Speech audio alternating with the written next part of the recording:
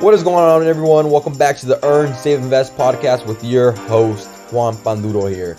And today we're going to be discussing why you should manage your own money. And this comes from a personal reason, from a personal space, and also what I see in the media.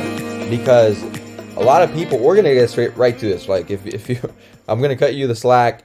I'm not going to just round out the edges, I am going to kind of explain my thought process on why I learned and why you should learn, because a lot of people are losing a lot of money, but I get it. I'm also going to explain the negatives that can happen or can occur if you do manage your own money per se, because there's no one else to blame but yourself at this point, all right? But from my experience, everyone, if you think about your money, you should think about it like soldiers. Every single one of them has to go work for you, or if you want to think about them like a service, like you are your own business, and every single dollar that you have to your name should go out and recruit or make other or more money, essentially, right? So one turns into one, that other one turns into one, and then it slowly over time you compound your money, and that is where wealth is built. In real estate, in the stock market, wherever you put your money, you want to compound your money. 1 doubles to 2, 2 doubles to 4, 4 doubles to 8, etc. And then by the time you know it, you're 40 years old, you're on a fucking yacht, sipping on some mimosas in the middle of nowhere and saying, damn, I'm happy I pulled the trigger. So in today's experience and today's podcast, we're going to be talking about the stock market, because that's where I started learning. Before the stock market, yes, I did have other ventures where I kind of got some money, but you have to go work. First, you need some money to invest. So if you don't have that right now, then you need to go secure the bag somewhere. Whether you're working minimum wage, go do it, but save up. You need to save money. Don't spend money on Gucci, Louis Vuitton, whatever. Those things are not going to return anything except maybe some small gratification at the beginning of the purchase, but then it's going to be like, oh, why did I buy it, right? I know we've all had those, because I've had that where I go out, buy a lot of clothes, and then I'm like, did I really need this? And that was way before. That was older me, or younger me, I should say. Back a few years back when I didn't know pretty much anything, and I thought I knew it all. But now it's different. Like, I don't need anything to live. I just live, and I'm happy, and I do whatever I want. But back to the stock market part of this. So there are actively managed funds when it is that you get to the point where you're ready to invest, and you open up, say, a Vanguard account, a TD Ameritrade account, a Fidelity account. They will give you managed accounts, something that's already ready for you to use. Most importantly, sometimes it's just a SPY ETF or an S&P 500 ETF. And what these ETFs do is they hold different weights of different companies. As an example, you probably know Apple or Facebook or Microsoft. An ETF houses all of these, or some of these, depending on what ETF you choose. But the reason a lot of people choose ETFs, and that's the way I would go. And I do have and own ETFs, because if you own an ETF, you own percentages. Think about like a pizza, right? You cut the pizza up in, like, I don't know, we'll say 500 slices, but every slice is a little bigger depending on the weight distribution that the company puts. So for the majority of the S&P 500, I think Apple is one of the biggest ones. So let's just say Apple is 5% of the total 500, and then Microsoft is another 3%. And you kind of get the point, right? And then you get this big pizza of all these companies.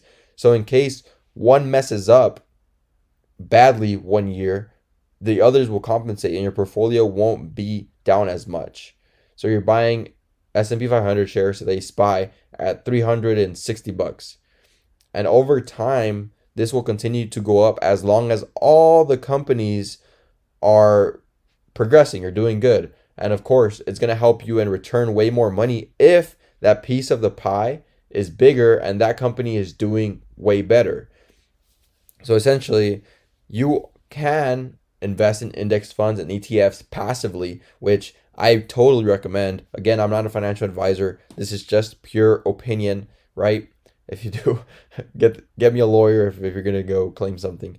But from my perspective, this is great to building long-term wealth where you could just put 200 bucks in per week or 50 bucks or 500, whatever it is that you have, kind of like, okay, I don't need this money, but I'm going to invest it in the long term. Knowing that you're probably not going to want to touch that money for a long, long time. And if you're okay with that, then that's the best way to just start putting more money in over time, and then you're going to start seeing the compound return. Okay? That is a passive way of investing. And then you also have the breakdown of your 401k, which a lot of people don't know. Instead of choosing the options that your company gives you, because it's usually the company plan, which sucks because a lot of that they're very biased. So think about, they're giving you a 401k and they're usually matching you, I don't know, 5% of your total salary per se, or 4%. And what happens is that they want you to invest in their company, in the company you're working for. But what a lot of people don't go and do the research that you can actually go invest that money elsewhere, where you can go and buy ETFs, or you can go and buy target funds where by 2021, if you want to retire, this is kind of like the trajectory that you're going to take. However, if you look at the average return for those investments, usually a good investment will yield 7%, 8% per year on average over the lifetime of the product that you're using. And that's great because at a 7% return compounded annually, you will become a millionaire in like 30, 40 years. Of course, depending on how much money you put, but on average, if you're putting 5% of your savings, by the time you retire, you're going to retire a millionaire. So if you're returning more than 7% per year, then you are doing a fantastic job. However, those funds usually just are at 7 or 8%. So I can tell you that the S&P today, year to date, it's December. So year to date, with the March drop, we've returned 14.5%. 14.5% is amazing over time, annualized. Okay. But say you wanted to take a step further, you wanted to start choosing stocks. And this is where it gets kind of complicated depending on your risk level and risk tolerance. Because if you want to choose what stocks you want in your portfolio, then you can start building your own ETFs, kind of diversifying. If you want some American, some Russian stocks, something in Singapore per se, or Asia, it doesn't really matter. The point here is you can start choosing your own stocks, and that itself is riskier, yes, but it will return a lot more annually. Why? Because if you have, like, let's say 30% or 20% or 10% in a company that grows 100% within 1 year, instead of back to that pie, Apple only grew, let's say 14%, and it's only 5% of the pie. Now, your pie, you're choosing to grow 100% at a 20% pie. Hopefully that's not confusing, but just picture the pies. A bigger portion of the pie is returning more. That's your speculation. That's your play. So if you believe in Apple so much, instead of it being 5% of the S&P, shoot, you could make it 20% of your portfolio, which I'm not suggesting you to do. But again, if you believe in a company, why not invest in it way more? And as an example, like on myself, I started learning these tricks and started learning what should I invest in, why should I invest in this. And if you don't know what you are investing in, like a lot of people don't know what they are invested in when it comes to their 401k, when it comes to their retirement accounts, that is a problem. Because if you never take hold and manage whatever it is that you're investing in, then that's not a good investment because you have absolutely no idea why you are invested in it. Okay. And here comes the other point. If you do start actively managing your own portfolio, you save yourself a lot of management fees, which aren't a lot per year. So I think it's less than a 1% usually. However, that 1% compounded over time, usually an account, they'll charge you a management fee over time around 150,000 to 250,000. So out of your $1 million, like, damn, I'm really packing for retirement. Your $1 million account, boom, off the bat, $200,000 management fee.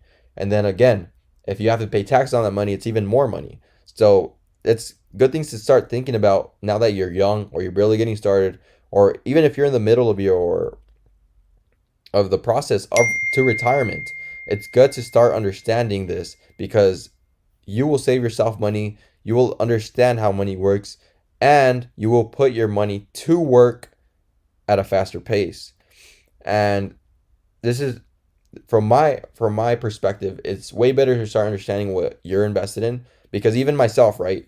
Like, I'm barely starting this journey as someone who's growing into space. Yes, I've learned and I've taught myself. However, this year has been life-changing for me, myself, and because now that I have the ability to invest and to trade and to do all these things, I am doing it at a faster pace because I learned. I sacrificed a lot of time, yes, but that time is being returned in monetary value. So as an example, I think my long-term 401k, one of my accounts, is up around 55% on the year. And I'm not going to talk about my trading because that's over 100%. But as an example, the 401k, just choosing what I want to choose, right? I am up around 55%. I don't know, 53% last time I checked, 53 or 55, either or. I'm above 50%. Now, if I can get close to returning 20% per year for the rest of my life, I'll be golden. I would be set. Okay. So that's the perspective that I want to share with you, because if you start taking charge and start looking at what is the best way to manage your money, what is the best way to invest. And I get it, a lot of people, index funds, I suggest them. It's almost like guaranteed money, which is the crazy part, because over time you will return on the average. And on average, we're always moving up. Unless like something happens to the US economy and the US market just tanks and never comes up again, then that is it. But no, history has proven that over time we're only getting better. And with technology exponentially getting better, I mean, life seems bright. The future seems bright.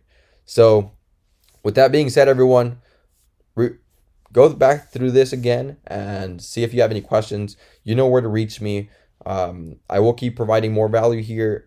Just like, comment, and share with one more person. I don't charge money for this. I don't do this. I do this because I want to help everyone else out. But please, if you want to help out the channel, just share it with one more person, because I know a lot of people will benefit on hearing something about investments and learning how to compound your money and become future millionaires.